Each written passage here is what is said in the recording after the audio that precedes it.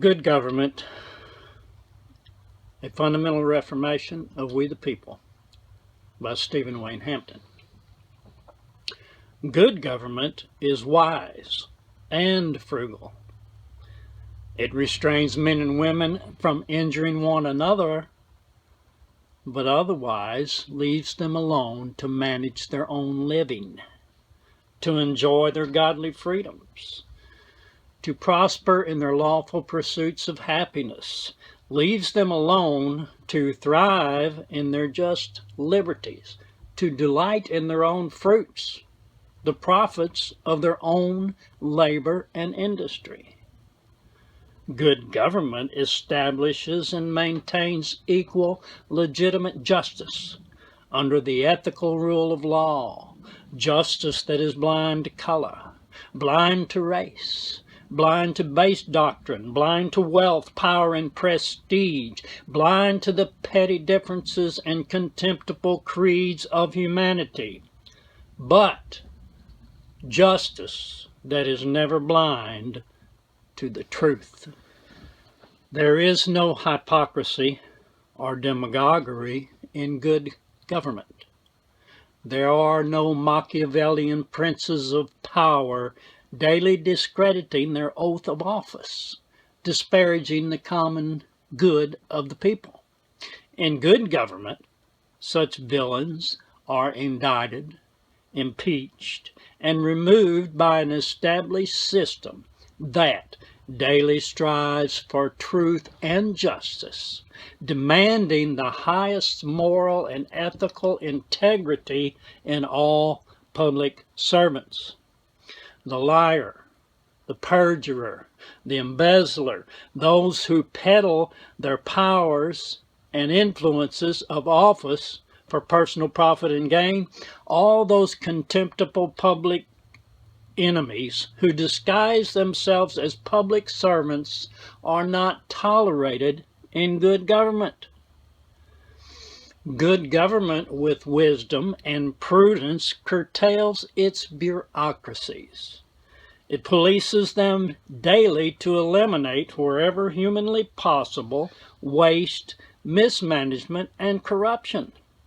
Thereby it alleviates and lessens the inherent tax burden of those bureaucracies, lifting those unwarranted burdens off the good shoulders of the people. Good government does not steal bread from the mouths of labor. Neither does it oppress the children of labor.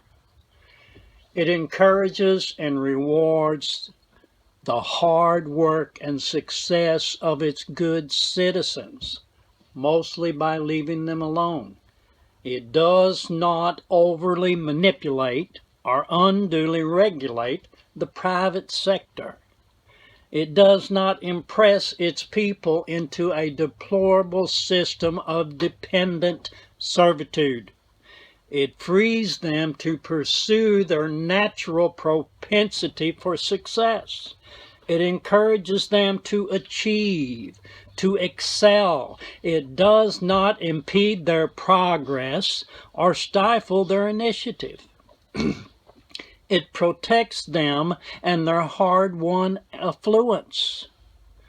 Good government procures and maintains equality of opportunities in education and in all endeavors of society for the common good of its people.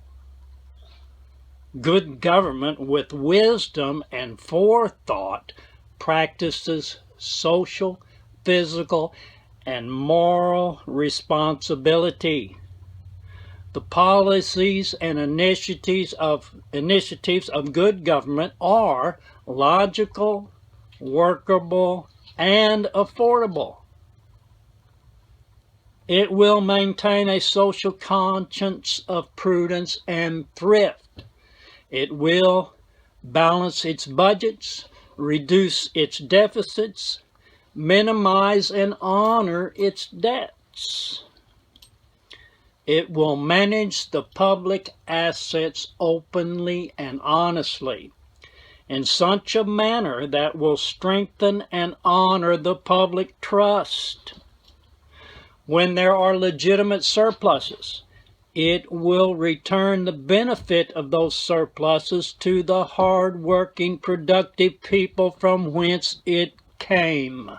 The simplest, wisest, and most economically prudent means of accomplishing this is to quickly, effectively lessen the tax burdens of all citizens. In good government, there is no taxation without legitimate justification.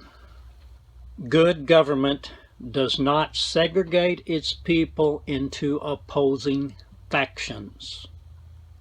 It does not stir up strife and enmity between various groups of its citizens. It does not promote contention among the economic, social, religious, or secular classes. Good government does not disparage its own people. It lifts them up by good example and good leadership to aspire to that more perfect union, where the blessings of God fall as righteous rain, and the trees of justice, liberty, and life flourish upon the good land. Good government is a good neighbor to other peoples and other nations, protecting its own, defending its friends, standing strong and firm against its enemies. Its goodness and justice are established at home, then spread abroad to promote peace and prosperity among all peoples. All this is the doctrine of good government. All this that is necessary to close and preserve the circle of all felicities, our highest happiness. In these United States of America today, there is no doubt that we need a reformation of good government. But the question is, who is responsible? The answer, good citizen, look in the mirror. You are responsible.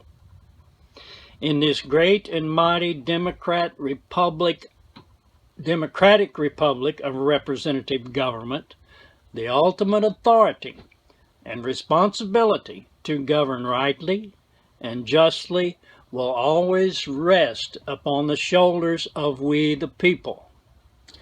For every right we claim, we must realize a responsibility. For every liberty we enjoy, we must shoulder an obligation. We will have the government that we deserve, and it will be no better than we are.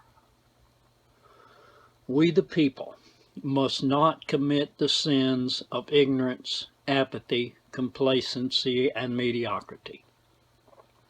We must not be deceived by those liars, hypocrites, and demagogues who seek to reinterpret and redefine, reinvent and disparage, defame and demoralize the good and just heritage of our nation. They are fearmongers, race baiters, and befoulers of truth. They preach and teach pseudo-philosophies, pseudo-sciences, and pseudo-theologies.